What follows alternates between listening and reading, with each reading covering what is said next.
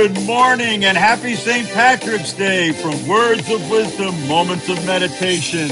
And thank you all for joining me again on these podcasts as I'm heading into the upper classroom and going down the hall and up the stairs and turning in. Up, the door is closed again. Let me open the door, close it behind me.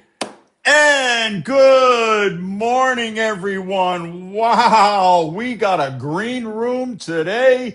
Holy cow, look at this. People piling in, everyone in green. Happy St. Patrick's Day.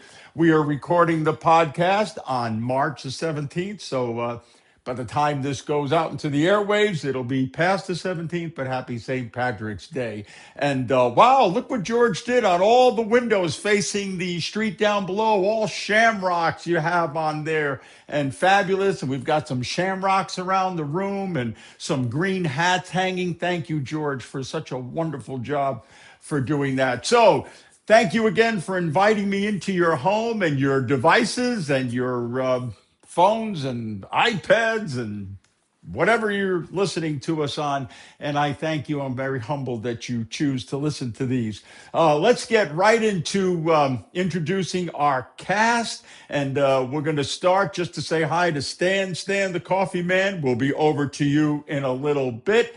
There is George by the door. I'll get to your outfit in a minute. George by the door, a beautiful green jacket like you won the Masters, and nice tan pants and a light green shirt. Fabulous. And oh, you're handing out green pencils and green papers for the people to take notes. Thank you, George. Very thoughtful of you. And George helps everyone coming in where they sit. Hi, everyone. How you doing in the back there? And then if people have special needs, and so he's a great guy to have, and also takes care of the heat and the air conditioning. Thank you. Marianne, what a beautiful green sweater and a little hair thing that you have. Marianne is our research person. She helps me with the topics. She helps me hopefully pronounce the words right of some of these people we use. And she then also does the email and all of that. Okay. If you'd like to get in touch with us, Tommy.Bozzi at AOL.com. Tommy.Bozzi at AOL.com. If you want to talk about what you heard, or if you have some ideas for future topics or for public speaking, you can contact us. Marianne, check that. Thank you, Marianne. And our internet guru guy, Benjamin, who's looking fabulous. And wow, what a nice surprise.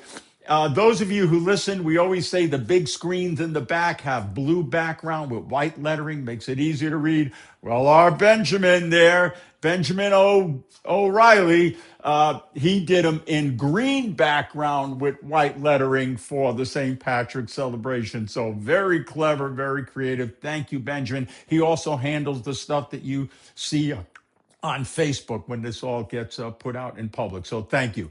And those of you who are regular listeners of Words of Wisdom and Moments of Meditation, you know the guy almost as popular as everybody else, Stan, say it with me, the coffee man. And he heads up our sharing table. And Stan, look at this. Green jacket, green shirt, green tie, green pants, green shoes, and a big green hat. And you even put some like little orange things, red things on your cheeks, so you look like a leprechaun. What do we have in the beautiful coffee pot today, Stan? Green Mountain, what is that? Blarney blend. There you go. Oh, Blarney blend. So that sounds very good. And we have that in a decaf. Wow, look at the sharing table.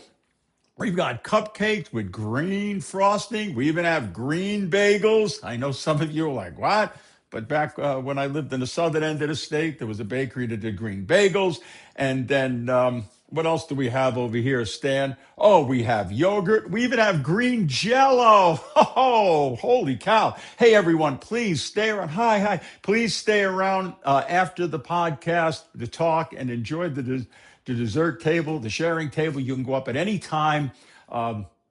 to take something as you're listening and taking notes and all of that. And yeah, there's seats down in front, and there's also some chairs over here. It looks like all the seats going back, George, are all filled. So that's very good.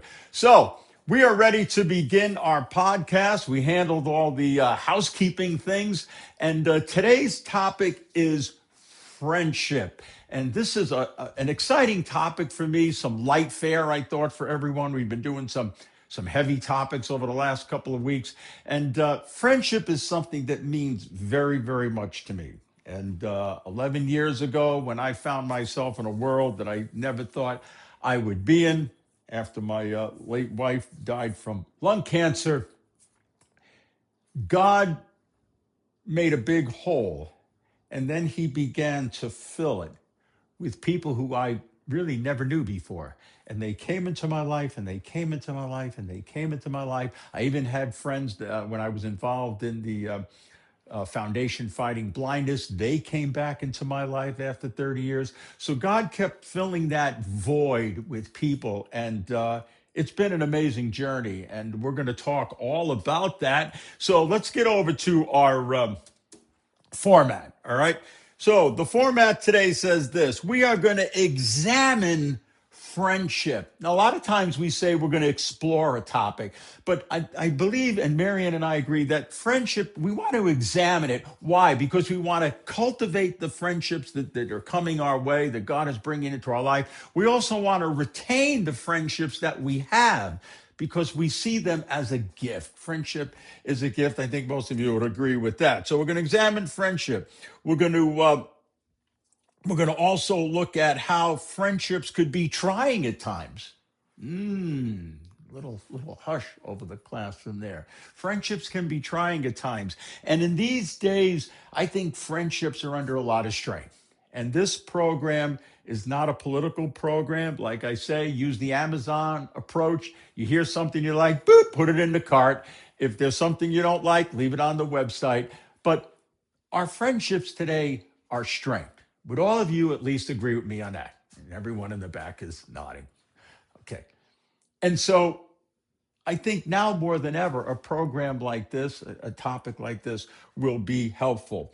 We're going to find out what the meaning of friendship is. We're going to find out how to understand our friends in different times and different parts of their life, the importance of friendship. And then, like I said, we're going to find out how to maintain friendship. We're also going to find out about the importance of friendship in marriage. It's not all about intimacy, boys and girls, or should I just say boys?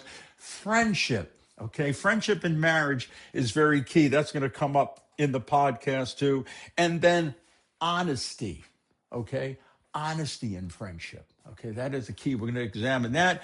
And there's going to be some personal stories, which all of you like, excuse me. And so those will be scattered throughout the podcast. So we've got our format, we've got our refreshments, we've got our pens and paper. Let's get started. First quote, first scripture verse we have is Proverbs chapter 17, verse 17. And it says this: a friend loves at all times, and a brother is born in adversity. Boom. A friend loves at all times, Proverbs tells us. Not sometimes, not those times, but at all times. And a brother is born in adversity. And it goes right back to my opening statement about when all these people came into my life. It was a very tough time in my life. And a brother is born. Isn't that amazing? Because what Proverbs is saying, it's putting friendship on the same level as our family members, on the same plane. And I believe that, okay? I have some very good friends in my life, and I call them brothers. And you're going to hear about a couple of them today. There's a brother there, Stan. There's a brother there, George. A couple of years ago, this guy and his beautiful wife, Alicia, were like family to me. I mean, it really got around me. And and bolstered my self-confidence again. And so I call these guys brothers. Okay, even Benjamin is a brother because he has given up his time to help develop this podcast. So I call a lot of my guy friends brothers because I feel that way. Okay. And I know they feel that way about me. Let's look at our next Romans chapter 12, verse 10. Now listen carefully. Be devoted to one another in love. Honor one another above yourself. Say it with me. Boom. Be devoted. That's a key word that St. Paul tells us in Romans, because devotion is a lifelong time, a lifelong experience, going right back to loves at all times. A friend loves at all times. So when you're devoted to your friend, when you're involved in their life, that devotion doesn't mean, we'll be buddies when we just go to the game. No, you're going to be there. Okay. You're going to walk with them. You're going to be on the journey with them. So devoted is a strong word. We're going to hear a Hindu quote, and it takes that word devoted and even elevates it even higher, what the Hindus believe about friendship. So devotion in friendship is key. It's almost the foundation that the friendship is going to be built on, because what you're saying to that person is, I'm here. And we're going to hear beautiful lyrics from a song, and that'll be coming up in a couple of seconds. Let's go through some opening thoughts. Friendship are created. They just don't happen, okay? And how they do happen, all right, they start by being a chance encounter. I love that word encounter. Jim and Charlie and I learned about the word encounter. We were on a retreat a couple of weeks ago. When you meet someone, you meet them. Hi, how you doing? Bye, go. But when you encounter someone, they touch a nerve inside you. There's a commonality. There's that connection. Okay, there's that face to face. There's that interest in them. There's that wanting to know about them. So an encounter, like devotion, is a word that has much more meaning, carries much more clout. So our friendships sometimes start as a brief encounter. My friend Charlie and I met at Square Dance just shooting the breeze as we were waiting for people to pile in. My friend Jim and I met in the bereavement. Many of you heard that before. Just an encounter, but learning about his life at the time and my life, that began to draw that and to build that bond. So it starts out as a encounter. And then you begin to share life's experiences. We talk about that on the road together, shoulder to shoulder. One of the songs we learned on retreat is going on the journey, carrying the road, going down the road, helping each other carry the load. And so you share. Friendship is not just getting. Friendship is giving, right? It is better to give than receive, they tell us. And then from there on, from the sharing, and then you cultivate, right? It's almost spring. Hey, let me tell you something. I'm from Long Island. When we get to St. Patrick's Day, it's spring. All right. So friendship is cultivated. If you're devoted, then you're going to, like, if you're devoted to your garden or your yard, things just don't turn green and pop up on their own. You're cultivating that. You're putting time in. You're putting interest. A friendship is the same way. Okay. A friendship, through that devotion, through that love at all times, putting someone above yourself, cultivation in that friendship is important. Calling them after they had a doctor's appointment, calling them after their granddaughter. My friend Keith, his granddaughter just won a big first place at a gymnastics event up here in Litchfield County in this part of Connecticut where we're broadcasting from. I knew about the event. I called the next day. How did Riley do? Take genuine interest, not flattery, but genuine interest in the people themselves and their grandchildren, their children. Like I said, a doctor's appointment. Maybe they're going to buy a new house or thinking about buying a new house. Call them, send a card, not just on Facebook or an email. Okay. I mean, let's face it. I love technology. I promote this program on Facebook. It's all good. But, right, George is nodding, but so are the people in the back.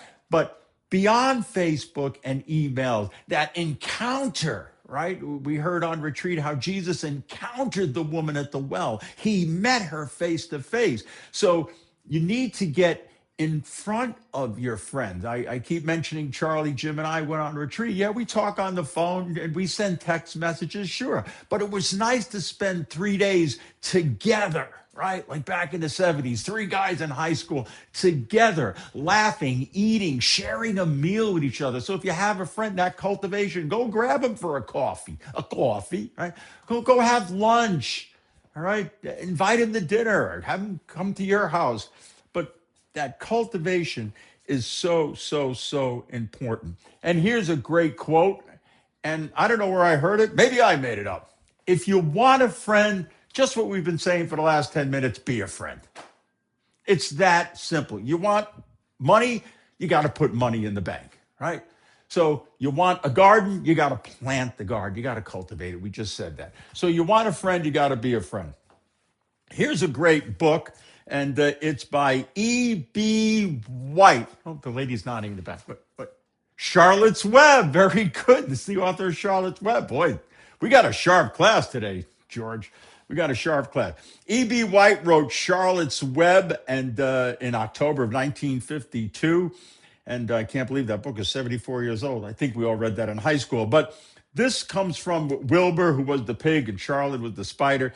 And Wilbur says, "Why did you do all of this for me?" He replies, "I haven't done anything for you. I don't deserve this." And then Charlotte says to him, "On the contrary, you've been my friend, and that in itself is tremendous." Bing, bang, boom.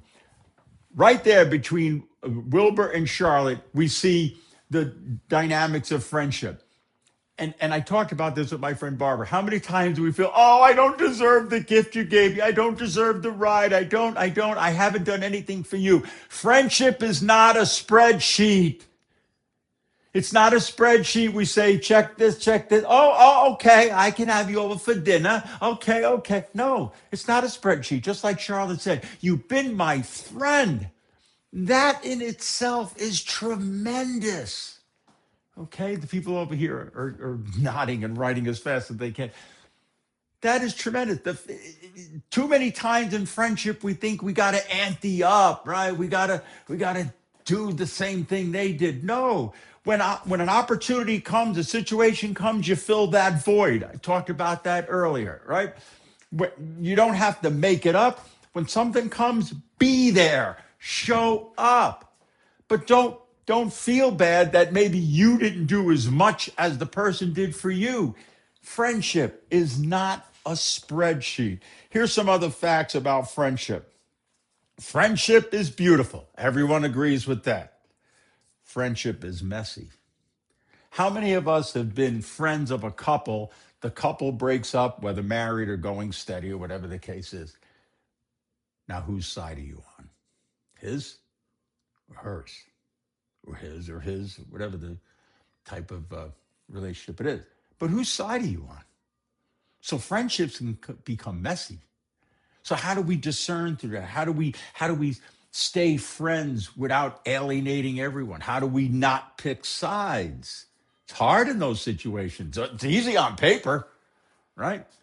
My father's friend Eddie Schrager said, everything works on paper. He was a printer.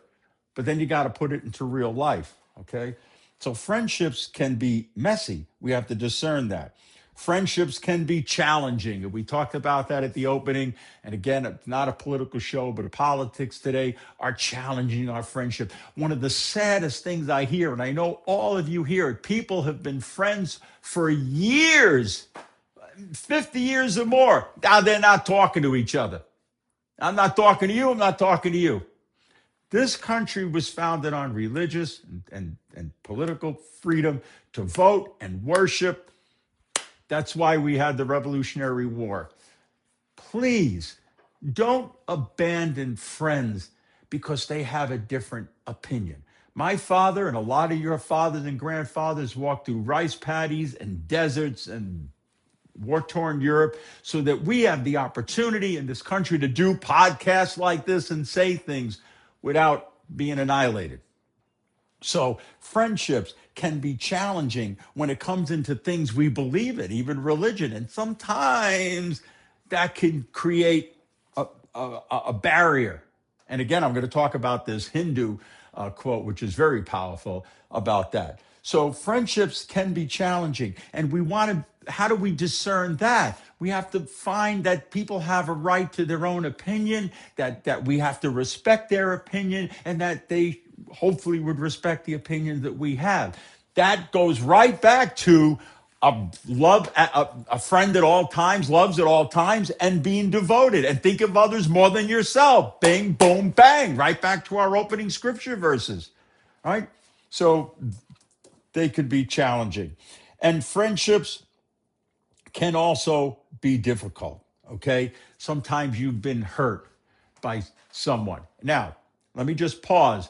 We're not if you have toxic people in your life and they've hurt you deeply, then it's okay to keep those people at bay. You don't want to wish them ill, but you have a barrier. They teach you this in therapy, and those people can not cross that barrier for your well-being. Okay, we're not talking about that. What we're talking about is in friendships, if it's you're not talking because of a political thing or a religious thing, or maybe someone said something about your son or your daughter, it's something that can be healed. All right, so friendships can be difficult and you can be hurt. And so how do you repair that? How do you bring that back?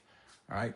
Well, through patience, through forgiveness, through saying, gee, if you ever want to get your credibility back, here's what you do. Gee, I said something about your son, and I know it hurt you, and I'm sorry. Never say but. It voids the apology or the act of forgiveness. Never say but. Just be honest. I was wrong, John. I was wrong, Marianne, the way I treated you in that situation. I would like to rebuild our friendship. I would like to rebuild what we had. I valued what we had and hopefully will have. If you're sincere and you're open and you're honest, went right back to our format, friendship is honesty. If you're honest, you can rebuild that difficultness. So friendships, though they can be beautiful, also have these other complexities that we have to work on. Here's the good news, the qualities of friendship.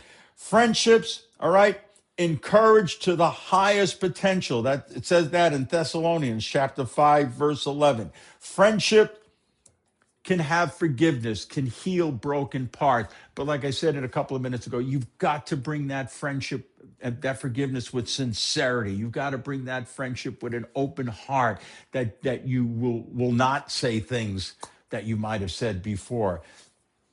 Let me give you a little tip, boys and girls. If you feel something about your friend's spouse or their child or their business, write it down on a piece of paper, like my friend Catherine said. I should have listened to her 3 months ago, and roll it up and throw it in the fireplace. Or go in the house and tell your wife how you feel. Once you say something verbally, it's there. And friendships, you should be honest, but sometimes if you feel something you think will be hurtful, step back a minute before you say those things. But if you're honest and you're sincere and you're asking forgiveness, that'll definitely help you. Okay, we keep going down with some positive things about friendship. And friendship is sincere advice. And it tells us that in Proverbs 27, verse 9. Sincere advice. And friends tell the truth. Here's personal story number one. My friend Charlie, about 2 years ago, I was in a situation. Some of you know it. We're not going to revisit it. We'll just leave it at that. It was a relationship situation that went sour. I was in a bad place, and I asked my friend Charlie if he would kind of give me some updates on this individual in another square dance club. Now, here's a man of faith, all right? And I call him Thankful Charlie because when we do the student call-in shows, he's always very grateful of the things that he has and the people in his life. And he said to me, now, here's a real friend. Here's a saying, boys and girls. Write this down, everybody, on your green paper. A friend will tell you what you want to hear. A good friend will tell you what you need to hear. And Charlie said to me that night on the phone, he said, Boz, He said, I'm not doing that. I'm not your little spy. I'm your friend and I love you. He says, but I'm not doing that. He said, that's immature and that's not the kind of person I am. You've got to learn that this is a new life and you got to learn to rebuild it. Boom, boom, boom. And then he went on to encourage me. We just heard in Thessalonians, encouraging people to their highest potential. He said at that time I was doing a radio program here in Torrington, and he said, take your radio program and break it down into 5 segments about what happens through relationships ending and all of that. And I built a 5-week program that not only helped me, but helped a lot of other people who went through a situation like that. So Charlie was a friend, loved at all times, devoted, right? He didn't say, oh, the heck with you, I'm out of here. You're going through some stuff, right? But he held me to the fire. I'm not doing that.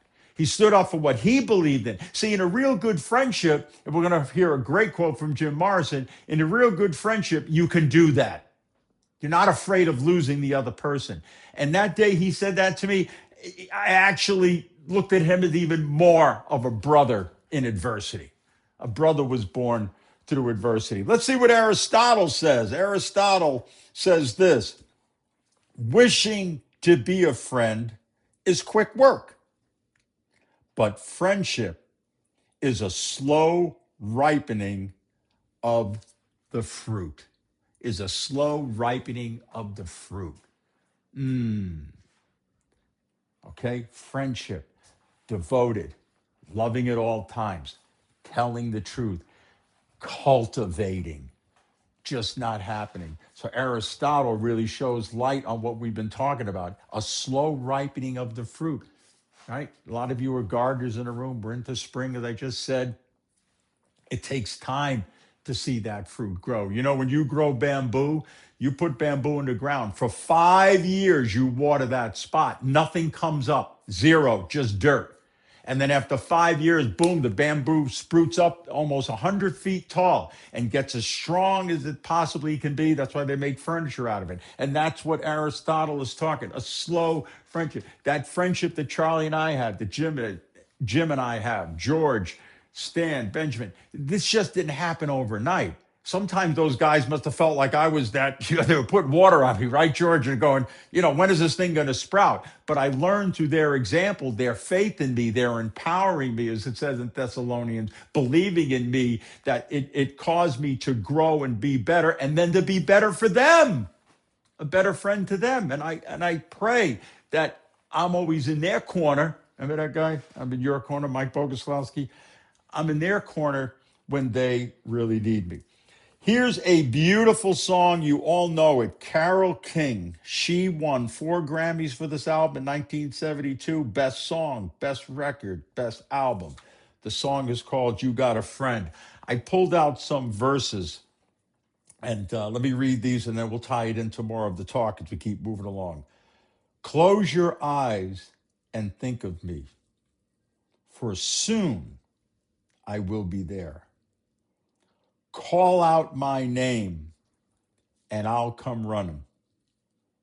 You got a friend. Are we the person that when someone closes their eyes, they're thinking of us?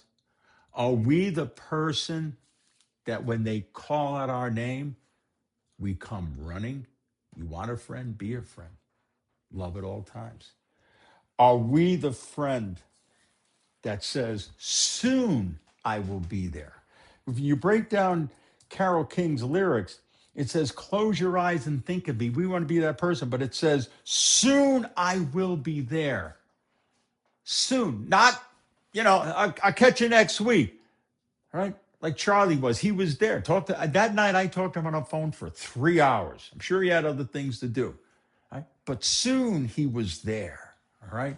And call. When you call out, that's like prayer, right? Prayer could be, help me, or help my friend or my daughter, or whatever the case is. So when you call out someone's name, are we the person when they call out that we're there. And I say this all the time on these podcasts. You, me, we. I don't have it all together. All right. I don't have everything perfect, as we say in Long Island. Right. That's why Marianne and I come up with these topics. It helps me. I say that all the time. So are we that person?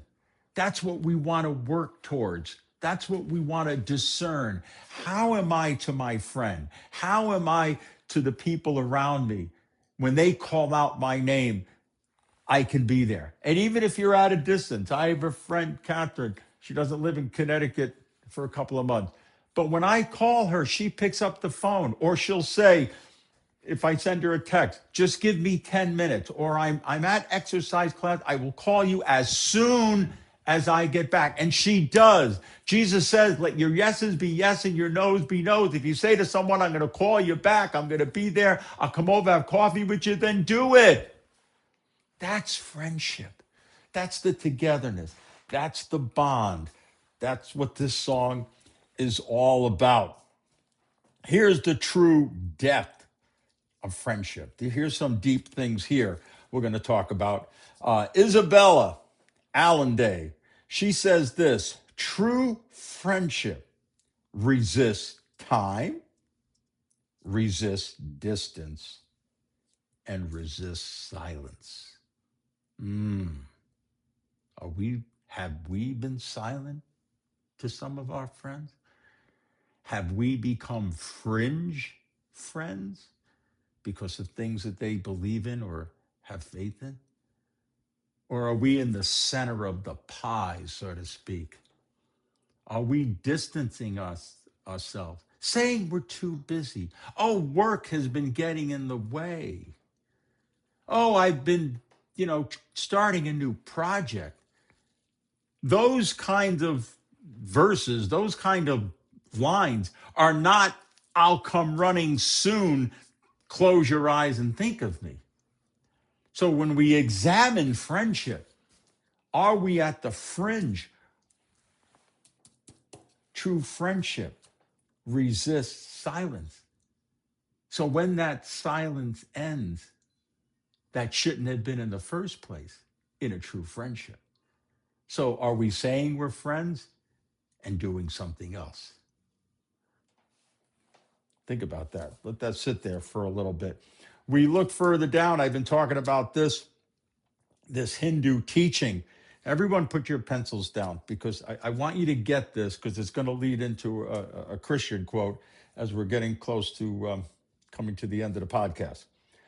Friendship is God's trumpet call, bidding the soul, bidding means to tell, bidding the soul to destroy partitions that separate it from other souls. Bing, bang, boom. And if I'm pronouncing the gentleman who taught this, his name is Paramashana Yogasanda. And I hope I said that right. If anyone can totally correct me, please use the email address. Bidding the soul, the trumpet call, from the separation. So the Hindus are putting friendship deep, like we learned in the beginning, as a soul. We've heard the term soulmate and marriage, as a soul. All right. And so what they're looking at here is that friendship is God's trumpet call, bidding the soul to break away those partitions, what we've been talking about in terms of politics or religion or different ways of life, where you shouldn't have had that business, the yada, yada, yada, yada, yada. Okay? So they're putting the emphasis on soul and breaking down those partitions, going beyond what is maybe bothering you with a friend. That friendship is so important that there should not be a partition. There should not be a wall. There should not be something you can't talk about. I keep talking about Charlie. He was able to, that trumpet call, to move that partition and to be that true friend, and not putting a wall up by saying, I'm not going to talk about that with you. That's uncomfortable. He was comfortable enough in our friendship to be honest, and it helped me. I love that, the trumpet call. And just so you know, Hindus, They have a supreme being in the sense of God. They have other deities that do specific things, but they all come back to their one supreme being, which they call God. So there is that essence of looking upward and having strength in a higher authority. Now we take the Hindu quote, we wrap it right around over here to John. You all know this, 15 verse 13, and it says, "There's no greater love than this, when a man, friend, lays down his life for another." Wow. There's no greater love than this, that when a man lays down his life for another. Right back to the Hindu piece about partitions. And when it says lay down its life for another, it's not talking about standing in front of a speeding bullet or jumping in front of a car. What it says is going right back to Romans, thinking of others more than ourselves. And I'll tell you I'll tell you a quick story again about Charlie, and then a little one about Jim. So Charlie went on retreat with us a couple of weeks ago with Jim and I. We're both Christians, but of different denominations. But he said to me at the end of the retreat, and he said, "I want to participate with you, Boz, on this retreat."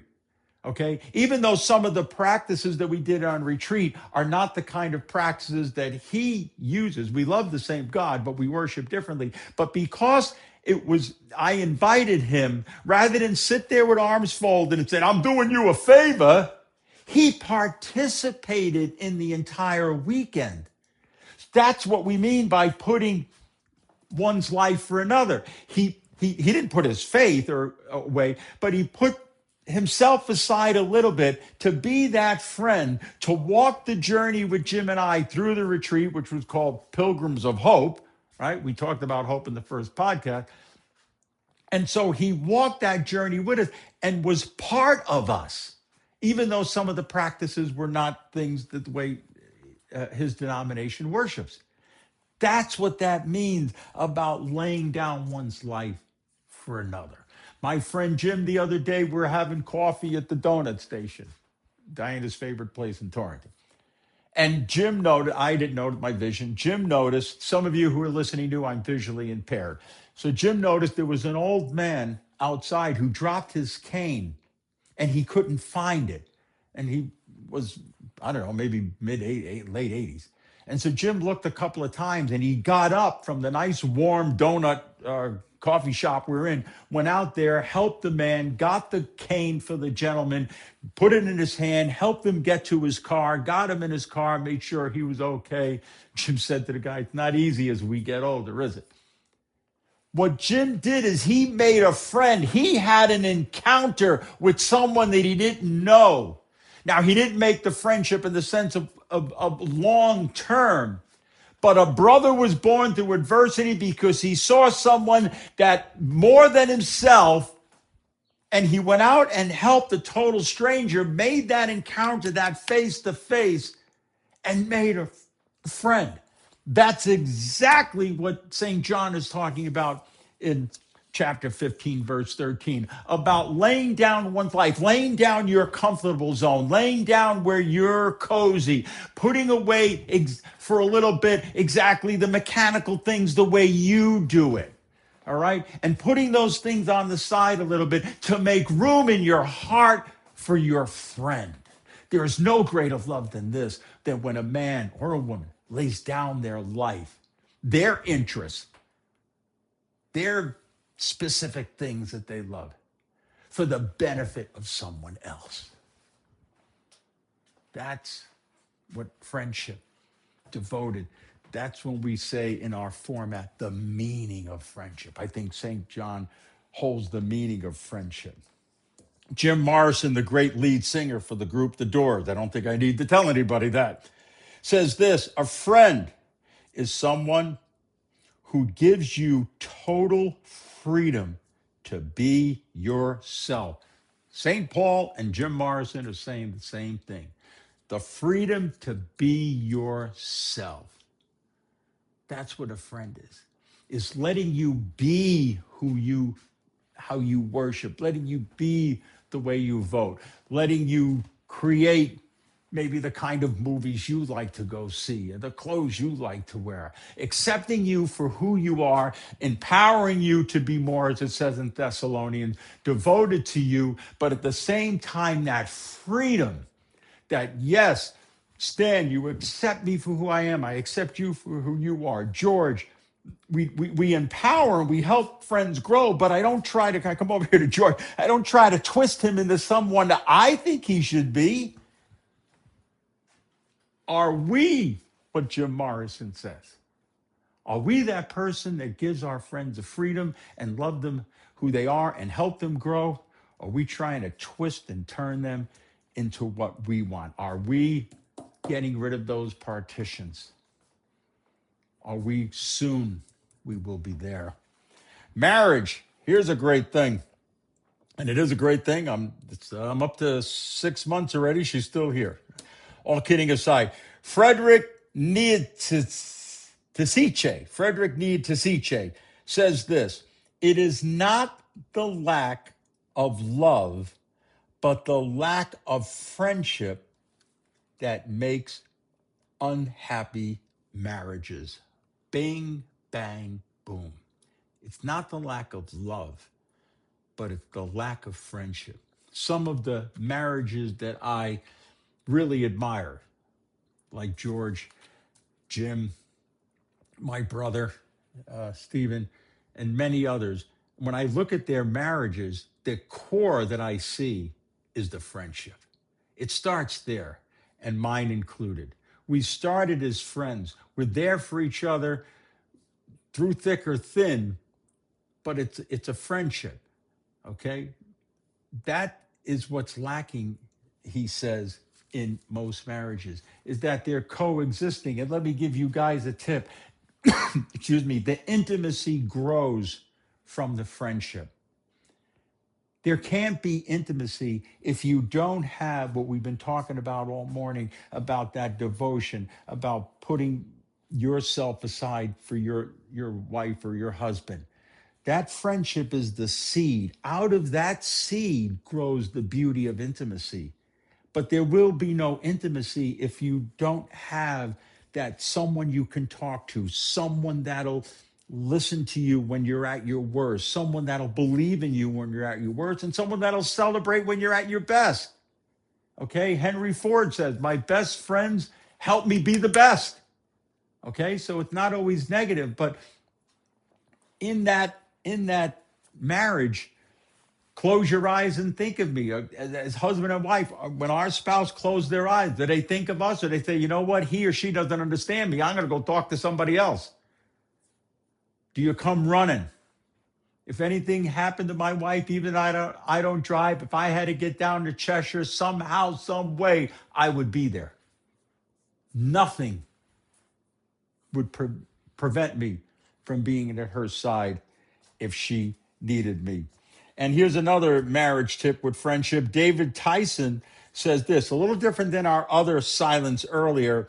He says this: true friends can be with each other and comfortable even in silence. And that's so true. Sometimes if you have a good friend, you could be in the car, just drive and listen to the radio. You don't have to entertain each other.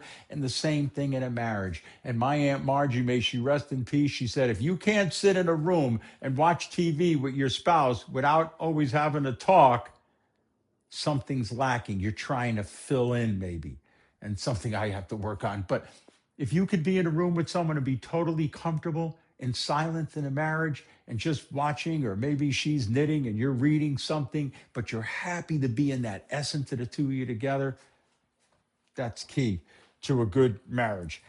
My friend Helen Keller says, my friend, but someone I relate to being visually impaired, says, I'd rather walk with a friend in the darkness than alone in the light. Boom. That is a good meaning of friendship. I'd rather walk through a friend in the darkness than alone. We're people to be with each other. Some of us have a lot of friends like myself. Some of us have 3 friends. There's no better. Again, there's no spreadsheet. If you have 3 friends, it's as good as the guy who has 100 friends. But I think Helen speaks for a lot of us. I'd rather walk through the darkness with a friend than to be in the light alone. Because what you get from that friendship, what we've been talking about all morning, you get that togetherness, that response, that knowing that someone really cares about you. And it's really very cool when you think about it, because a friend, you hear today people say, oh, a sister from another mother, a brother from another mother. We're not blood related, but you could have closeness beyond closeness with someone that you're not from the same genetic pool. That's a gift. That's beautiful. That's why we cherish friendship. And to wrap up before we get into the takeaway, and here's an Irish proverb, because we're doing this on St. Patrick's Day. A good friend is like a four-leaf clover, hard to find and lucky to have. And I think that goes without saying. I think of all of us with good friends can feel that way. And let's get over to our takeaway. And this is by Henry David Thoreau, and it's simple. And there are copies of this, and actually that Charlotte Webb one, and the Hindu and St. John are all on the back table for those of you who want to take hard copies home. Okay, so here's David Thoreau's takeaway piece for our topic today of friendship. The language of friendship is not words, but meaning. The language of friendship is not words, but meanings. Isn't that something? You know, St. Francis says, preach the gospel always, but only use words when only necessary. And that's what Henry David Thoreau is saying. The language of friendship is not words, but meaning. What do your friends mean to you? What do you mean to them? Is that meaning, that love, so strong that when they close their eyes, they'll think of you, that you'll put them above themselves, that they'll be born in adversity, that your best friends will help you become the best, that they let you be free and to be yourself, okay? Do they knock down those partitions, and do they say, you've been my friend? That in itself is tremendous. So I thank you all for allowing me again to come in and share these thoughts with you. And I just want to thank our team. Stan, a wonderful job at the sharing table. The colors, you look so green. I'm green with envy. George, fabulous job there with the heat and helping everybody and getting the back table set for people and helping people to their seats. Marianne, I think we did wonderful with this. And I hope I pronounced the names correctly. And thank you for all the research you do. Benjamin, beautiful job with the green screens. Maybe there'll be a keeper. I don't know that. But I say at the end of every show and every program to be yourself, because everyone else is taken. Be a friend to your friend. Have that meaning, because everyone else's friends are taken. But you have the wonderful gift of the friends that you have.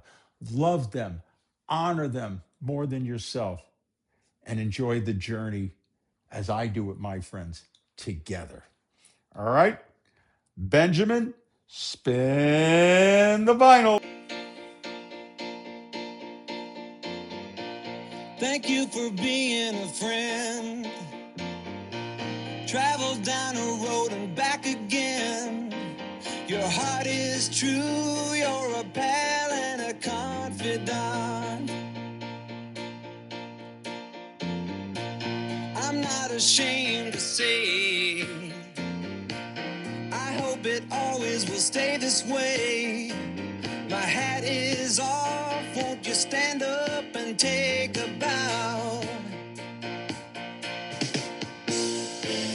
And if you threw a party, invited everyone you knew, well, you would see the biggest gift would be from me, and the card attached would say, thank you for being a friend. Thank you for being a friend. Thank you for being a friend. Thank you for being a friend.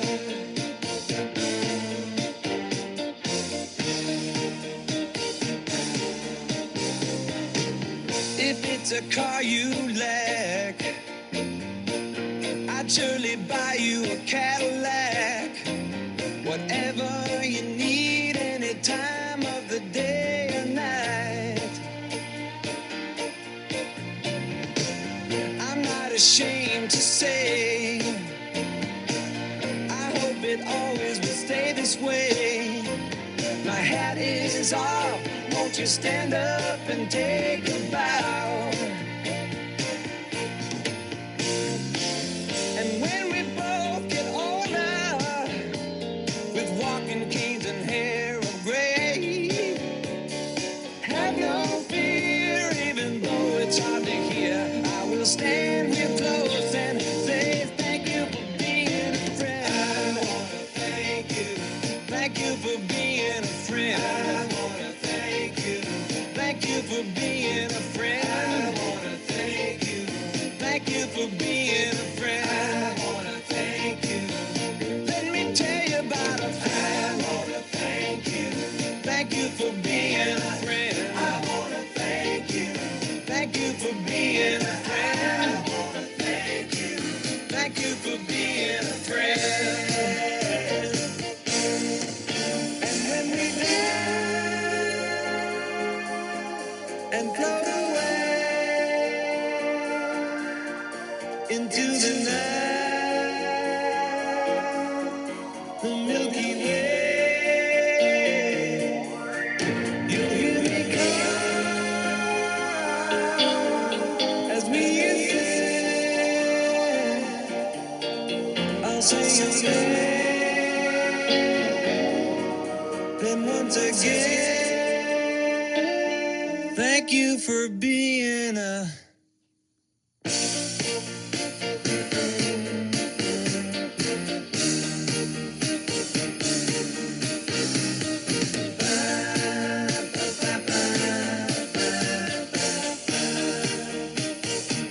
Thank you for being a friend. I wanna thank you. Thank you for being a friend. I wanna thank you. Thank you for being a